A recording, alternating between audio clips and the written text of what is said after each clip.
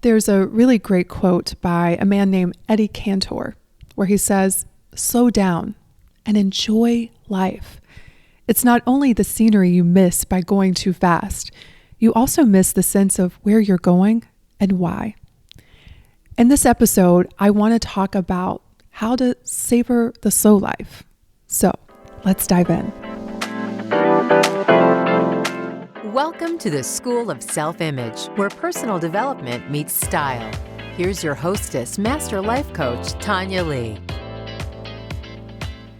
Hello, my gorgeous friends. I am having the most leisurely morning. I am sitting here having my cup of coffee. I just turned the music down because I didn't want you to hear that in the background. And I've been journaling. And this is typically how most of my mornings go.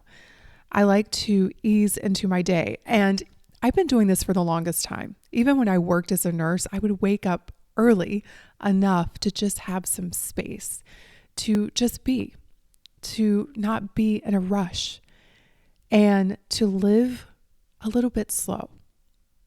And that's what this episode is all about. It's about savoring the slow life. And it's something I've been thinking a lot about recently.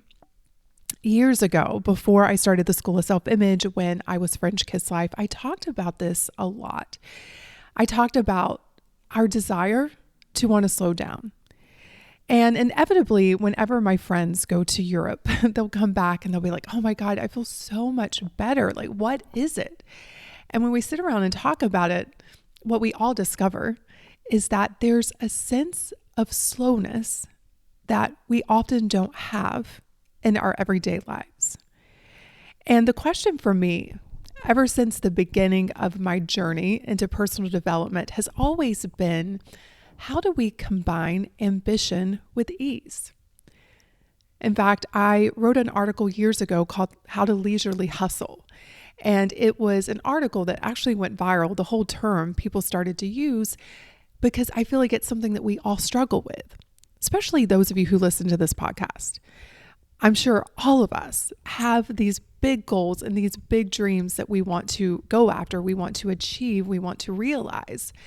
And we also have this desire to slow down and not to be so rushed and not to be so stressed and overwhelmed and hurried. And so for many people, there seems to be this internal conflict between going fast and going slow, because we associate ambition with fast and we associate ease with slow. And it seems as if we can't have both. But I want to argue for a case where you can. And let me just say that this episode is as much for me as it is for you. This has been a very interesting and fascinating year for me. I think for many of us, when we start approaching certain milestones in our lives, and for me, the milestone is 50, we start to question, like, what's really important? What do I want the next chapter of my life to look and to feel like? And what's become abundantly clear for me is that I want to live a slow life. And I want you to think about what comes up for you when you hear me say that.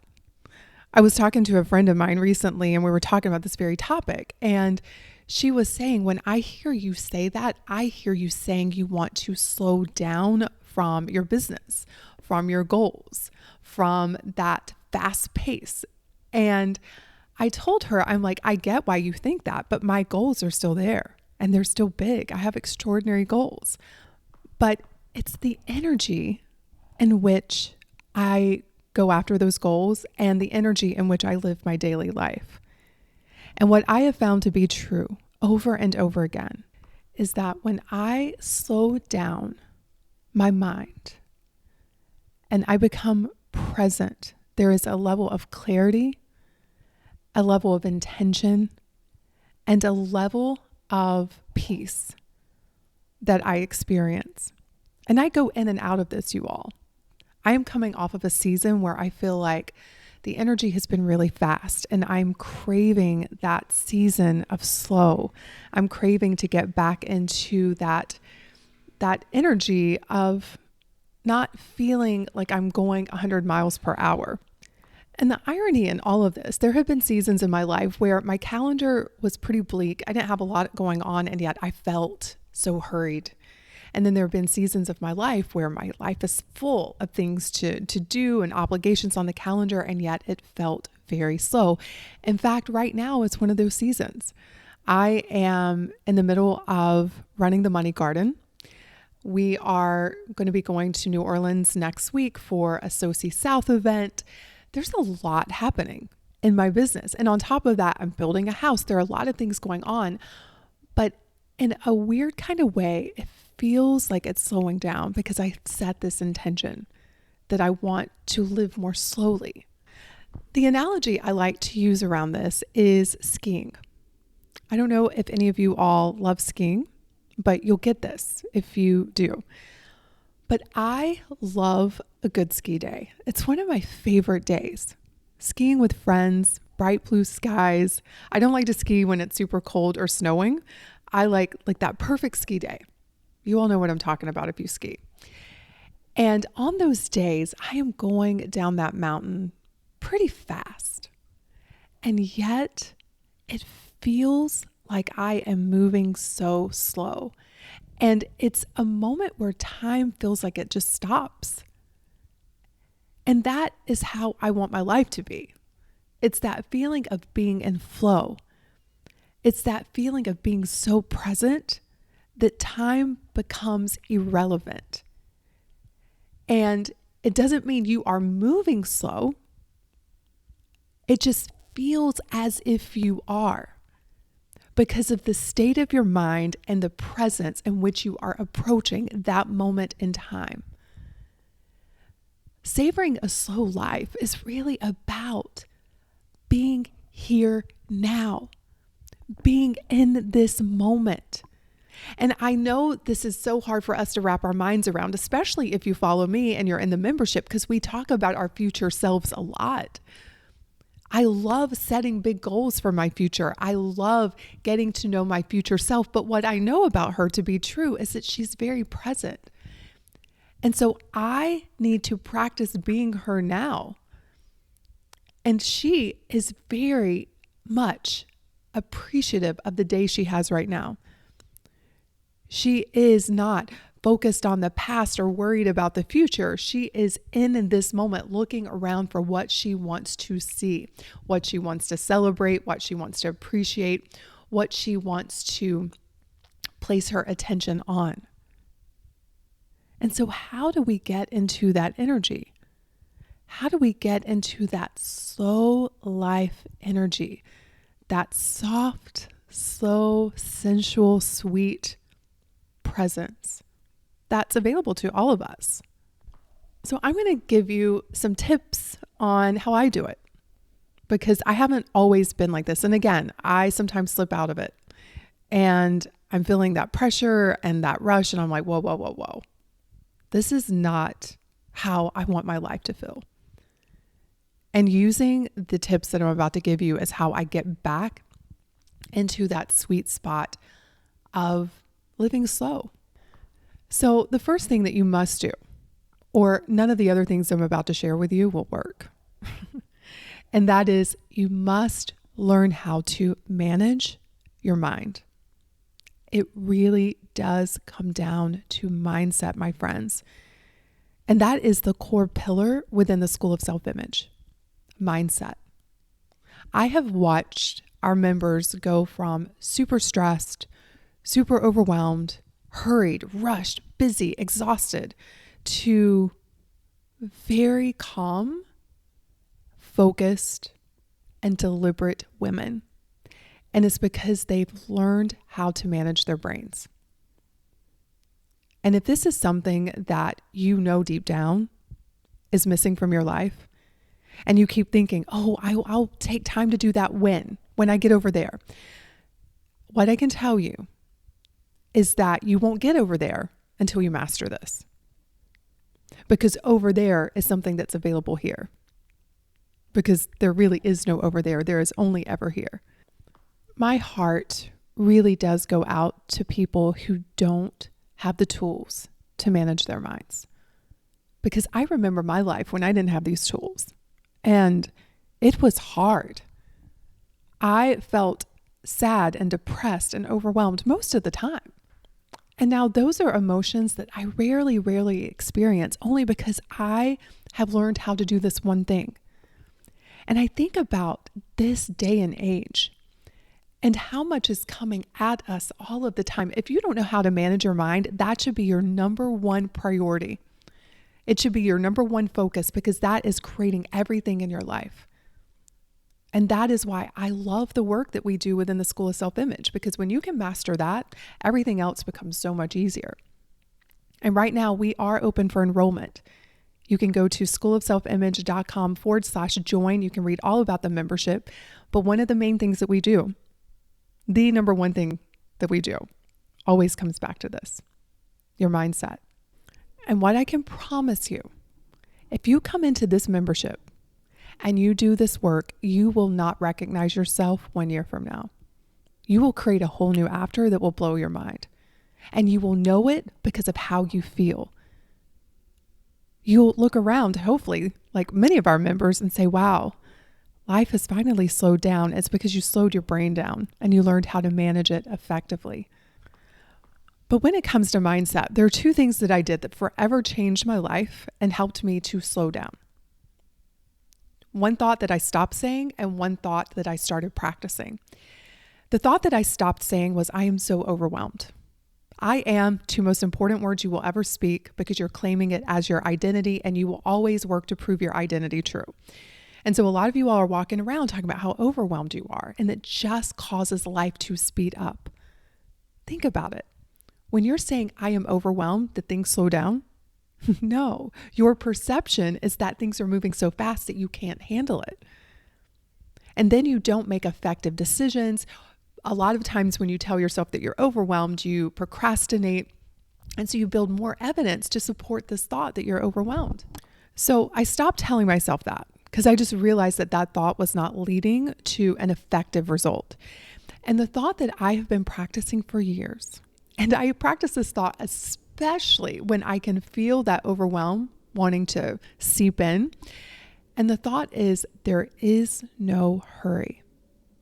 Really think about it. When should you ever be in a hurry? I can only think of a few times where you really need to be in a hurry. If someone is chasing you, threatening your life, you probably need to hurry. You need to get out of that situation. If you are driving a loved one to the hospital in an emergency, probably need to press that gas a little bit harder. But a lot of the hurry in our brain is just our imaginations being misused. A lot of the hurry in our brain is just being driven out of unfounded fear. Think about it. A lot of you right now are saying, I need to hurry up and get to my goal. I need to hurry. And that feeling of hurry is actually slowing you down because you can't think effectively. You can't come up with creative solutions. It may feel so paralyzing. You're not doing much at all. You're in inaction. Oops, my mic just cut off. That was so weird. But what I was saying is that when you are putting that pressure and that hurry on yourself, it can actually slow you down from reaching your goals. What I have found to be true is that when I slow my brain down, I often get to where I want to go much more quickly. That's the irony of it all. And so it's so important that you monitor the thoughts that you have and just ask yourself, what is driving this thinking? And the reason why most people are in a hurry is because they think over there is better than here. But listen, I've seen it time and time again. People get there, and because they've never learned to manage their mind effectively, they just repeat the same energy over there that's here. They're just in a hurry from over there because now they think over there from where they are now is better. I especially see this with business owners. You know, we reach certain milestones, the milestones that we once dreamt of, that we thought if we could just get there, life's going to be so much better. And then we get there, and because we didn't change our thinking, it's just the same you in a new situation. So I always tell my members, I'm like, listen, over there will only ever be as good as here because there is no there. There's only here. So however you think you're going to feel over there, we got to start practicing that feeling here. And that's one of the strategies of slowing down, savoring the slow life. The other tip that I have for savoring the slow life, living more slowly, is to have one big goal that you are focused on. Now, I know this scares so many of you. I have coached many of you on this issue because when you come into the School of Self-Image, it's one of the first things that you do. You choose your extraordinary goal, and that becomes your focus. But a lot of times we're feeling like life is moving so fast because we're so scattered. We're putting our focus on like 10 different things, and then we feel like we're not getting momentum, we're not moving forward, and then we get frustrated, and it just creates this feeling that we're running fast and getting nowhere. I know you all know what I'm talking about. And so the process of just having one main focus in your life will begin to help you figure out what needs to go and what needs to stay. Now, listen, this does not mean that you don't have your daily life and obligations at the same time, but it also means that you're not trying to achieve 100 things at a time. You have that one main goal and then you schedule everything else around it. And I have just witnessed personally, so many people struggle with this, fight it, and when they finally embrace it, that's when things take off for them. Because who they become in the process of reaching that goal begins to spill over into the other areas of their lives, and they end up reaching other goals anyway. But that focus is key to slowing things down. Another tip that I have for living the slow life may sound counterintuitive, but it's been very helpful to settle my brain down and to give me focus, because where there's focus, things do slow down. When you feel scattered, and a lack of focus often makes it feel as if things are speeding up. And that tip is to schedule your life. Schedule your life. So many people want to argue with me on this. They're like, but if you want to live slow, you need to be spontaneous and you need to just go with the flow. Those are the very people who are struggling the most. And I used to be one of them. I thought I was so commendable. I thought I was so just footloose and fancy free because I didn't schedule anything. I knew when I was supposed to go to work and I knew when I got off. Nothing else was scheduled. And even when I first started my business, I would work, when I felt like it. There was no intention. There was no focus. And guess what? My results showed. Now, there were some things I was consistent on. I knew every week I was going to send out my newsletter. I was going to show up for my clients, but I didn't have the level of focus that I have today. And when I look at my life today, the results of what I've created, I always look at, back it up and look at why. And one of the key things that I see is that I schedule. And the better I schedule, the slower my life feels, because I can look at the schedule and I can begin to take things off. I can be like, nope, this schedule feels too much. It feels too compacted. And so it's a way for me to look at just the practicalities of what do I want to remove? What is not necessary right now? But the other thing is all of that clutter in my brain is now dumped out, and I've organized it and I've placed it on a calendar so I know when I'm supposed to be somewhere, what I'm supposed to be doing, and the results that I'm creating within that time frame. Within the School of Self-Image membership, one of the programs that you get as soon as you join is called the Dream Atelier. And this is my personal process of taking big dreams. I'm talking about crazy big, extraordinary goals and breaking it down and accomplishing it 30 days at a time. And I have witnessed women come into that process and doing things that they said they've been trying to do for 5 to 10 years, because it teaches you how to prioritize, how to schedule, and how to get things done without the overwhelm, without the hurry. It's a very intentional, deliberate process. So if you want to learn more about how to do this and go into this in depth, I even take you behind the scenes of me scheduling out my week. Make sure you go through the Dream Atelier process if you're in the membership. It's one of the things that I recommend that you do early on, just so you can learn that process and begin to apply it so you can enjoy your life more, actually. And it really does slow things down. So that's my third tip. So first tip, manage your mind.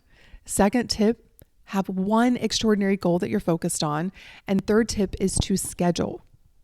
And within the scheduling process, I talk about self-care and rest and play. That needs to go on your schedule. It needs to be one of the first things actually that you put on your schedule.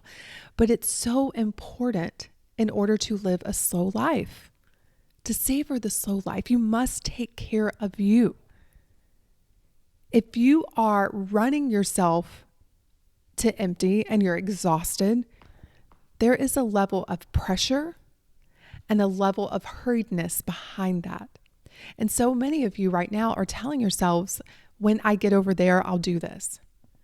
When I finally get the kids raised, when the kids are older, when the business is doing better, when we get into the new house, whatever it is, then I will take care of myself. And what I can tell you is that you are the key to the kingdom. Without you, there is no house. Without you, there is no business. Without you, there is no family. At what point are we all going to wake up as women and realize that we must take care of ourselves in order to better serve, to take care of other people? And if you want your life to slow down, you must make self-care a priority. Imagine if self-care became a non-negotiable. It became more important than your children, your job, your family. What would have to change? Well, I'm guessing you'd have to say no more. No to the things that you actually don't want to be doing anyway. You would probably have to ask for help, which is hard for many of us. It would demand a whole new version of you. And that in and of itself is the reason to do it. And the result of that is no longer being a woman who puts herself in the back row of her own life. She puts herself on the stage. And that will produce the most healthy, energetic, and vivacious version of you, who then is better able to go and create those things that she deeply, deeply wants, which will then serve your family and your community at a much greater level. Another tip that I have in order to savor the slow life is to take moments throughout your day and ask yourself this question. And the question is, what is going well? So often, if we don't manage our minds, this actually goes back to number one, but if we don't manage our minds, we can be walking around in a bounty of blessing and thinking that our life is falling apart. And asking yourself what's going well trains your brain to look around in this moment and give honor to the fact that maybe you have food and you have a home and you have a job and you're feeling good today and you have a good hair day and your kids got up on time and made it to school on time today. And it just trains you to start looking for what's really great about this moment, so you're not always trying to get out of it. And then that leads me to my very last one. I have so many tips on this, but this is the last one I'm going to leave you with as we head into the holidays. Take time to appreciate what you already have. Last year, I went on a 6-month no spend challenge, and I'm actually considering doing it again this year because it was so profound in so many ways. I realized, gosh, I have so much already. And it forced me to really use what I have, appreciate what I have, get creative with what I have, and enjoy what I already have. And this no shopping challenge was basically for my closet. I just said, you know what? I'm not buying anything that fits into my closet. But I noticed it spilled over into other things. Like I just found this desire to not want to put anything else into my life for a period of time. And I realized that so much of our hurriedness is because we have put so much into our lives that it can feel suffocating. And we're running from the very thing that we've created. So stopping to appreciate what you already have creates this feeling of abundance. It creates this feeling of just deep satisfaction. And at the same time, we're holding space for more. Not because more is better, but because more is asking for us to expand into a bigger version of ourselves. And listen, more does not necessarily mean more material things. It is up to us to define what more means for us. I have seen women who have declared that more means getting rid of everything except the bare basics, because that was a true desire of their soul. But creating more, whatever that looks like for you, will require that you look around and you appreciate all that you have right now. Because if you can't appreciate what you have right now, more is not going to make that better. I always say the energy in which you create something will be the energy in which you experience it. So if you create more money out of fear and scarcity, if you get that money, you're still going to feel fear and scarcity. You're not actually going to get what you want. And so as we approach the holiday season, I encourage all of us to embrace the slow life, knowing that it's not going to slow you down from what you deeply desire. If anything else, it's going to help you speed up. I think about what one of my mentors told me years ago that had such a profound impact on my life. She said, Tonya, sometimes you have to slow down to speed up. And what I have found to be true is that when you slow down, you speed up as a result. Because then you're on the right path. You are moving at an intentional pace and you are enjoying the life you have now, which isn't that what we're all after?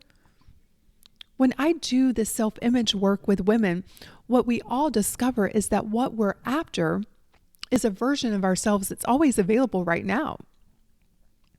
But we're putting her on hold until one day. And so slowing down is a call for each of us to begin to be her now, a woman who appreciates and enjoys her own life. And I've been saying for years, when you love your life, life will begin to love you back in the most beautiful ways. So, who's ready to slow down? Embrace and savor the slow life. I would love to hear your thoughts about this episode. Come find me on Instagram at Tonya Leigh or on Facebook. And if you're in the membership, let's have a discussion about this. How do you intend to savor the slow life? What are some of the practices that you're going to put into place to embrace a slower way of being? And hey, listen, if you want to come join us in the membership, the doors are about to close. You can head over to schoolofselfimage.com/yes, and I will see you inside the community. Have a beautiful and intentional week, my friends, and I will see you in next week's episode. Cheers. Hey, have you grabbed your free copy of the School of Self-Image Manifesto? If not, what in the world? Head over to schoolofselfimage.com/manifesto and get a copy that teaches you how to think and show up in the areas of mindset, style, and surroundings so that you can transform your self-image.